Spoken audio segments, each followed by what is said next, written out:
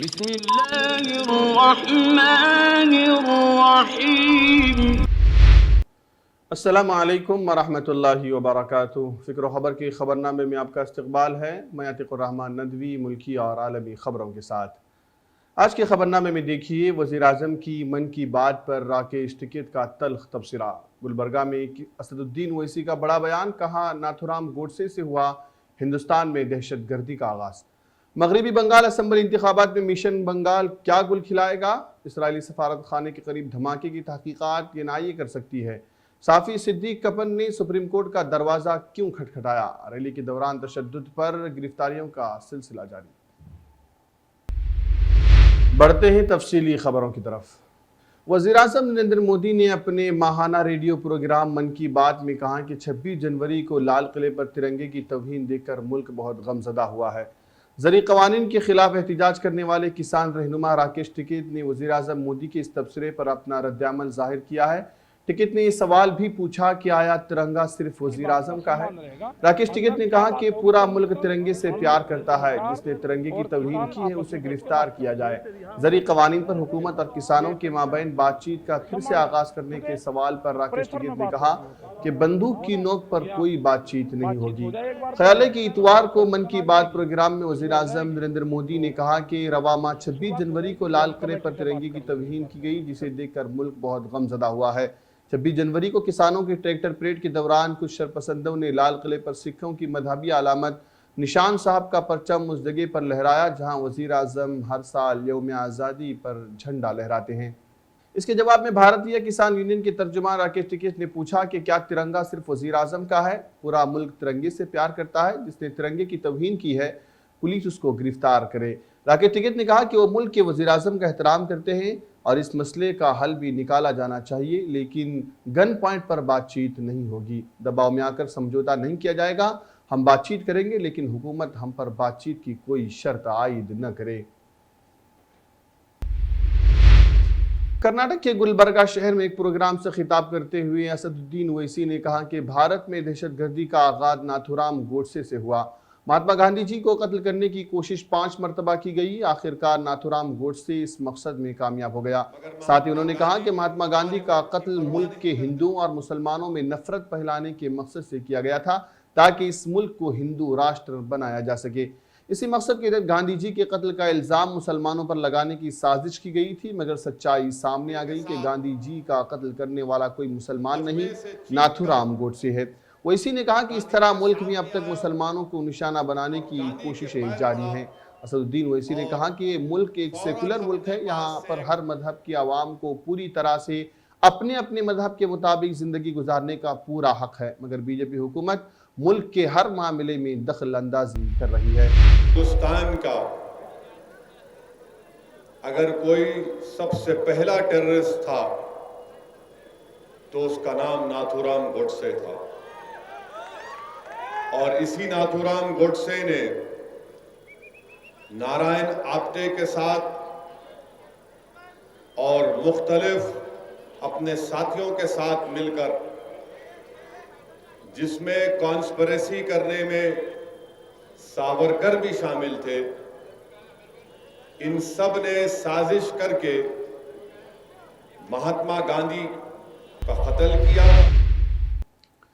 मगरबी बंगाल में असम्बली इंतखाबात से कबल सियासी जमातों के दरमियान जोड़ तोड़ का खेल बड़े पैमाने पर जारी है। रियासत की तारीख में पहला मौका है कि जब असम्बली इंतखाबात से कबल इतने बड़े पैमाने पर पार्टी बदलने का खेल खेला जा रहा है। इस खेल में हुक्मरां जमात तृणमूल कांग्रेस और बीजेपी के दरमियान जोड़ तोड़ का दिलचस्प और सनसनीखेज मुकाबला जारी है। हालांकि ममता बनर्जी की क़ियादत वाली हुक्मरां जमात तृणमूल कांग्रेस को इस खेल में अब तक 15 अरकान असम्बली और एक रुकने पार्लिमान को गंवाने के साथ बड़ा नुकसान बर्दाश्त करना पड़ा है। शुभेंदु अधिकारी के बाद अब राजीव बनर्जी ने वजारत से इस्तीफा देने के बाद तृणमूल से बीजेपी में शामिल होने वाले दूसरे बड़े रहनुमा बने हैं। राजीव बनर्जी हावड़ा के डोमजोर से तृणमूल कांग्रेस के रुकने असम्बली थे। हावड़ा के बाली से तृणमूल कांग्रेस से मुअत्तल रुकने असम्बली वैशाली डालमिया ने अमित शाह से मुलाकात करने के बाद बीजेपी में शामिल होने का ऐलान कर दिया है। साबिक रुकने असम्बली और रंदिया जिले के राताघाट म्यूनसिपलिटी के 5 मरतबा सरबराह रह चुके पाथार शार्थी चटर्जी ने भी अमित शाह से मुलाकात की है। इस दरमियान चिमेगोइयों का बाजार भी गर्म हो चुका है।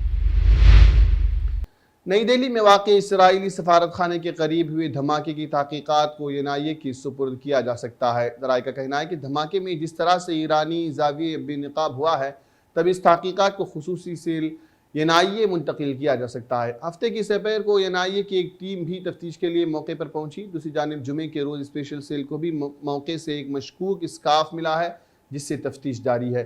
खबरों के मुताबिक जुमे की शाम होने वाले बम धमाके की तहकीकात के दौरान स्पेशल सेल को एक ख़त मौसूल हुआ। इस ख़त में इसराइली सफ़ीर को मुखातब किया गया है।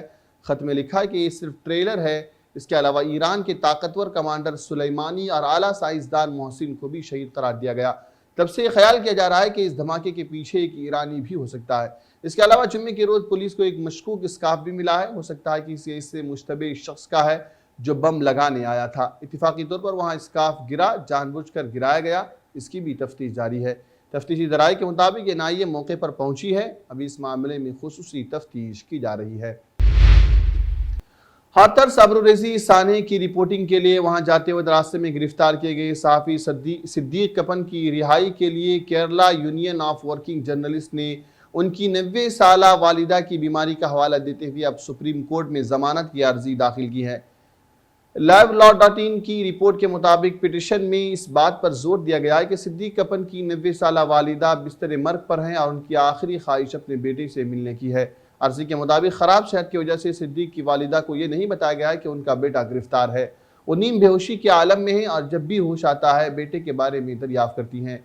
सिद्दीक कपन को 5 अक्टूबर को हाथरस जाते हुए रास्ते में गिरफ्तार किया गया था, क्योंकि यूपी हुकूमत का इल्ज़ाम है कि वो हाथरस आने के बहाने समाज में इंतशार फैलाने की साजिश रच रहे थे।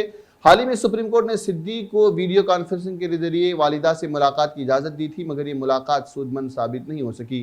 पर ताज़ा पिटिशन में कोर्ट को मुतले किया गया है कि मथुरा जेल के हुक्काम ने 28 जनवरी को 10 मिनट की वीडियो कॉल का इंतजाम किया था, मगर इस दौरान सिद्दीक कपन की वालिदा न मोबाइल की तरफ देख सकी न किसी बात का जवाब दे सकी। वो अस्पताल में इंतहाई नाजुक हालत में जेर इलाज हैं। इसी बुनियाद पर आर्जी गुजार कोर्ट से इस्तदा की है कि सिद्दीक कपन को जमानत दी जाए ताकि वो अपनी बीमार मां से मुलाकात कर सके। दिल्ली पुलिस ने हफ्ते के रोज कहा है कि इसकी क्राइम ब्रांच को किसानों की ट्रैक्टर रैली के दौरान होने वाले तशद्दुद के सिलसिले में 1700 मोबाइल वीडियो क्लिप्स और सीसीटीवी फुटेज मिले हैं। दिल्ली पुलिस ने एक बयान में कहा कि यौम जमहूरिया पर तशद्दुद के सिलसिले में मजमूई तौर पर 84 अफराद को गिरफ्तार किया गया था और 38 FIR दर्ज की गई हैं। फॉरेंसिक साइंस लेबोरेटरी की टीम के साथ दिल्ली पुलिस की क्राइम ब्रांच ने लाल किले के इलाकों का मुआयना किया। दिल्ली पुलिस की एक टीम 29 जनवरी को 2 अफराद की तलाश में जालंधर भी गई थी, जिन पर शुबा था कि उन्होंने किसानों की ट्रैक्टर रैली के दौरान लाल किले में होने वाले तशद्दुद में हिस्सा लिया था। पुलिस ने बताया कि तशद्दुद के दौरान ITO में ट्रैक्टर उलटने के बाद एक शख्स की मौत हो गई। दिल्ली लाल किले पर तशद्दुद वाक़े के बाद इस तहरीक में हिस्सा लेने वाले 100 से ज़्यादा किसान लापता हो गए हैं। ये किसान न तो अपने घर वापस आए हैं और न ही सरहद पर धरने के मकामात पर मौजूद हैं, जबकि दिल्ली पुलिस ने अब तक 18 किसानों की गिरफ्तारी की तस्दीक कर दी है। इनमें से 7 किसान जिला भटंडा के तालोंदी सब डिवीज़न के तहत बंगी नहाल संग गांव के रिहायशी हैं। लापता होने वाले किसान 23 जनवरी को पंजाब से दिल्ली जाने वाले 2 ट्रैक्टरों पर बैठकर ट्रैक्टर परेड में हिस्सा लेने के लिए गए थे। भारतीय किसान यूनियन के सरबराह बलबीर सिंह राजेवाल ने कहा कि किसान यूनियनें यौम जमहूरिया की परेड के बाद लापता होने वाले लोगों की फहरिस्तें वसूल कर रही हैं, जिसकी तस्दीक की जा रही है। PHRO ने आज लाल किले वाक़े के लिए दिल्ली पुलिस के जरिए मुकदमे का सामना कर रहे किसानों को मुफ्त कानूनी इमदाद फराहम करने का भी ऐलान किया है। उन्होंने बताया कि ऐसा महसूस होता है कि पुलिस जानबूझकर किसानों को लाल किले की तरफ ले गई और जब निशान साहब को वहां लहरा दिया गया तो एक हंगामा बर्पा हो गया। ये जुर्म नहीं हो सकता। बेशतर मुजाहिरीन को मौके पर ही गैर कानूनी तौर पर हिरासत में लिया गया था। इसके बाद से उनका पता नहीं चल सका है। कारकुन सरबरीज सिंह वर्मा ने कहा कि एक और हैं हकम सिंह, जो पंजाब और हरियाणा हाईकोर्ट के वकील हैं। उन्होंने कहा कि कम से कम पंजाब से 80 से 90 नौजवान अपने सिंगू और टिकरी के कैंपों में वापस नहीं आए हैं। वकला का एक ग्रुप उनका सुराग लगाने की कोशिश कर रहा है। दिल्ली पुलिस ने आज़ाद सहाफ़ी मनदीप पूनिया को गिरफ्तार कर लिया है। दिल्ली पुलिस ने इस बात की तस्दीक भी की है उनके मुताबिक मनदीप पुनिया को पुलिस एहलकारों के साथ बदसलूकी करने और सिंघू बॉर्डर पर पुलिस को फ़राइज़ के अंजाम दही में रुकावट डालने के इल्ज़ाम में गिरफ्तार किया गया है। काबिल गौर यह है कि सहाफ़ी मनदीप ही हैं जिसने सिंघू बॉर्डर पर किसानों के खिलाफ तशद्दुद का इर्तिकाब करने वाले लोगों का बीजेपी से ताल्लुक़ होने का दावा किया था। हाल ही में कुछ लोगों ने सिंघू बॉर्डर पर एहतजाज करते हुए किसानों पर पथराव भी किया था और मुबैना तौर पर मकामी होने का दावा भी किया था। ये लोग किसानों को सिंघू बॉर्डर से जाने के लिए कह रहे थे। इसके बाद किसान और हंगामा करने वाले लोगों का आपस में तसादुम हो गया, जिसमें पथराव और झड़पों में मुतअद्दिद अफराद भी जख्मी हो गए। इस वाक़े में एक SHO भी तलवार से जख्मी हो गया था। इस वाक़े के बाद सहाफ़ी मनदीप पुनिया ने एक वीडियो जारी करते हुए दावा किया है कि जो लोग मकामी होने का दावा करके किसानों पर हमला कर रहे थे वो दरअसल मकामी नहीं थे बल्कि बीजेपी कारकुनान थे। खबरों में बस आज इतना ही। इंशाअल्लाह फिर कल नई खबरों के साथ और अहम खबरों के साथ मुलाकात होगी। तब तक के लिए फ़िक्र खबर की पूरी टीम को इजाज़त दें। अल्लाह हाफिज़।